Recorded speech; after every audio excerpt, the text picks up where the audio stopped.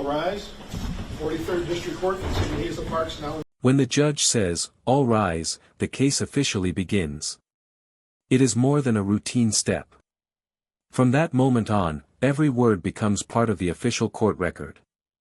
A single mistake can have serious consequences. The courtroom grows quiet as the details are shared. Session, the Honorable Brian Hartwell presiding. Thanks. You may be seated. Calling People versus LaDamian Keith Hill, 258-0270. Okay, thank you, detectives. We'll first perform the swear to. Which detective would give testimony today? I will, sir. All right, would you stand and raise your right hand? Do you swear or affirm testimony you give will be the truth, and that you reviewed the contents of the warrant and complaint to the best of your knowledge? The information is complete. There are two victims, both with severe neck injuries, and blood throughout the room. Legally, this points to extreme force and clear intent. On a human level, it is heartbreaking. The evidence presented is strong. Yes, sir. Tell me your name. Detective Lorenzo Fragnoli. All right, what would you like to tell me? Thank you, sir.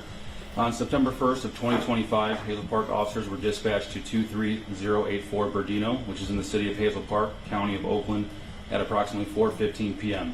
Officers were met by the caller, Edward Hill. Officers located a female in the living room of that location, face down, covered in blood. Blood was also splattered on the south wall of the living room. Officers discovered the female, Linda Hill, to have a deep laceration to her neck. Officers subsequently located a young male, Cardi Jackson, in the rear of the home, also with a deep laceration to his neck. At this time, Phone data, doorbell camera footage, and surveillance from nearby businesses all match up. Technology helps confirm the timeline minute by minute. When digital records align so closely, it becomes very difficult for a suspect to dispute the sequence of events. There is also physical proof. were called in. A search warrant was authorized and executed on the Berdino home. Oakland County crime scene unit arrived on scene and collected biological evidence from that same location. Family began showing up at that time at the residence, and I spoke with Wakita Hall, who stated that she was on the phone with Linda at 2:22 p.m. and the call lasted approximately 46 minutes. Wakita advised that they were having a conversation and the phone went silent. Wakita advised she heard nothing of concern at that time. A ring camera also was located across the street from that same location, which showed a red sedan possibly leaving 23084 Berdino.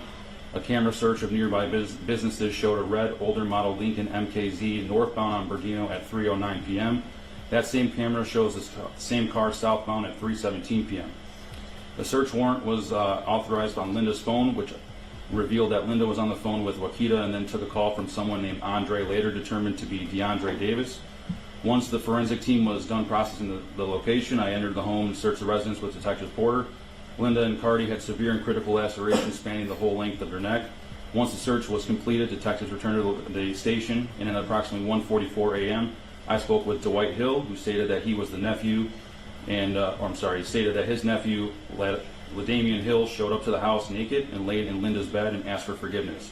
Prior to this, the family had been trying to reach LaDamian with negative results. Dwight advised that LaDamian showed up to the house in a red sedan and left the location approximately 20 minutes prior to my notification of these events. The owner of the sedan at this time was unknown. Detectives continued to check area cameras to narrow down the direction of travel for that red Lincoln, which was tracked to westbound 8 Mile and West End. The Lincoln was then picked up on flock cameras and provided a plate for that vehicle. The vehicle registered to a female out of Pontiac. Additional members of the department proceeded to the area of the Pontiac residence and conducted surveillance on the house and the suspect vehicle in front of the location. Officers observed LaDamian Hill on the front porch of the residence at that time. Detective Jackson and I spoke with DeAndre Davis, who was unaware of Linda's passing. DeAndre stated they went on a date the day prior and texting the day of the murder. DeAndre advised he called Linda, which was confirmed from her call log, at approximately 2:51 p.m. and lasted until 3:17 p.m. DeAndre advised that Linda stated her brother was at the location and she had to go. The call was then ended. That time frame correlates with the times from area businesses that the red sedan was located in the area. Due to the fact that the call was ended and the area businesses caught the sedan southbound on Berdino seconds later, this indicates that the killing of Linda and Cardi happened almost immediately upon LaDamian entering the home and DeAndre ending the phone call with Linda. Blood was found on clothing and inside a vehicle. Video footage shows someone wearing the same outfit seen in the recordings. This shifts the case from suspicion to concrete evidence that jurors can clearly see. The charge is first-degree premeditated murder, the most serious accusation in criminal law. This time I authored a search warrant for the residence in Pontiac. Oakland County SWAT was notified and executed the search warrant and took LaDamian into custody without incident. On LaDamian's person was a blood-covered sweatshirt at the time of the arrest, and during the search of the residence, black jeans were recovered that had apparent blood on them as well. Home security footage was retrieved from the Pontiac house, which shows LaDamian entering the home at 6:37 p.m. on the day of the murder wearing the sweatshirt and pants that were recovered. Additional evidence was collected from the Pontiac home and subsequently processed. A search of the red Lincoln in front of the Pontiac residence also revealed the presence of blood contained inside. The vehicle was processed as well by the Oakland County Crime Scene Unit and the owner of the Pontiac residence. It means prosecutors believe the act was planned in advance and carried out intentionally. If convicted, the sentence would be life in prison without the possibility of parole. And the red Lincoln advised that LaDamian was the only person using the vehicle for approximately the last 10 days. The resident stated that to detectives that LaDamian showed up to the Pontiac residence naked and stated that he lost his phone and didn't want to talk about why he came home naked. This occurred after he had already showed up to the Berdino home naked. LaDamian was transported to the station where he was processed. LaDamian subsequently refused to cooperate with detectives and provide any insight to a motive for the killing. The weapon used in this crime has not yet been recovered, and this case was then subsequently presented to the Oakland County Prosecutor's Office, who authorized a 2-count warrant that sits before you, count 1 being for homicide and murder first degree, premeditated for the killing of Linda Faye Hill, count 2 being for homicide, murder first degree, premeditated for the killing of Cardi Perone Jackson. Anything else you'd like to add? We'll have a subsequent bond request. The court's been presented with a proper complaint based on the factual allegations contained in the actual complaint and the sworn testimony moments ago. The court finds probable cause to believe that the accused committed the alleged offenses. I've issued the warrant and I've signed the complaint. Okay, let's shift to the arraignment.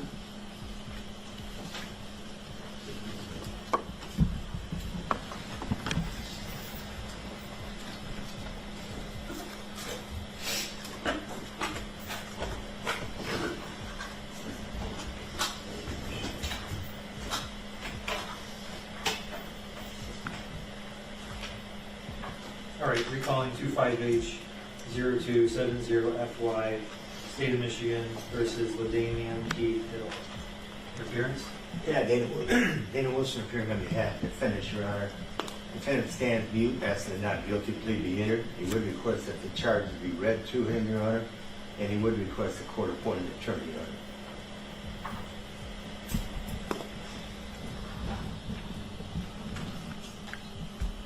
Are you LaDamian Keith Hill? I am. This is your arraignment. You've been charged with 2 counts in the complaint. Count 1 is premeditated homicide, murder first degree. This is a count that could be punished with life in prison without parole, with DNA to be taken. Count 2 is the same. Premeditated homicide, murder first degree. This felony could be punished with life in prison without parole and DNA to be taken. The court will enter not guilty pleas on your behalf for both of these counts. You have the right, constitutional right to a trial by jury. You have a constitutional right to be represented by an attorney at all stages of this case. I will give you a free attorney through all the stages in the district court. You have the right to remain silent. Anything you say or write can be used against you. You have the right to have an attorney present anytime you're questioned on this case. And you have the right for the court to consider any type of bail. Is there any input from the detectives on bail? Detective Jackson, Hazel Park Police Department. LaDamian is a 43-year-old male. He has a lengthy criminal history spanning from 2004 to the current charges. 2004, he received his first conviction for controlled substance. 2006, assault and battery. 2009, domestic violence. 2007, assault with intent to murder, pled down to assault with intent to do great bodily harm less than murder, along with felony firearm. 2009, we continued with controlled substance. 2010, domestic violence, second offense. 2012, felony firearm, second offense.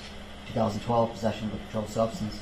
2009, disorderly person. And 2019, OWI, which is in active warrant status.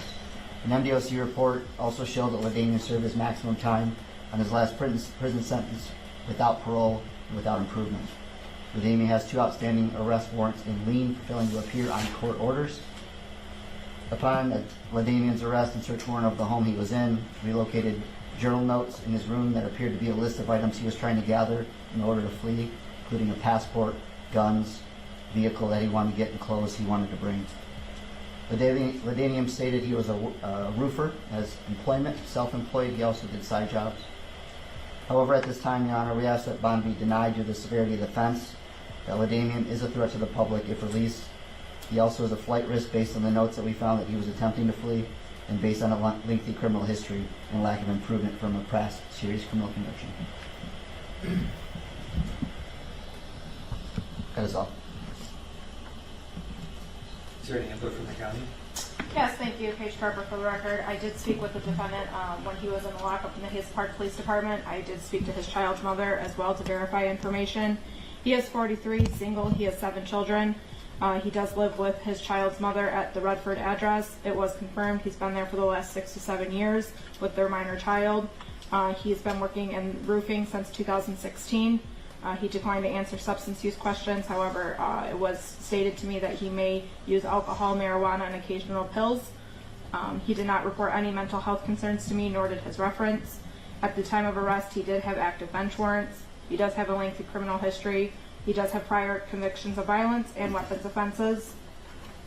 The deceased victims in this matter are Linda Hill of Hazel Park, 41, who is his sister, and her minor 12-year-old son, who is the defendant's nephew.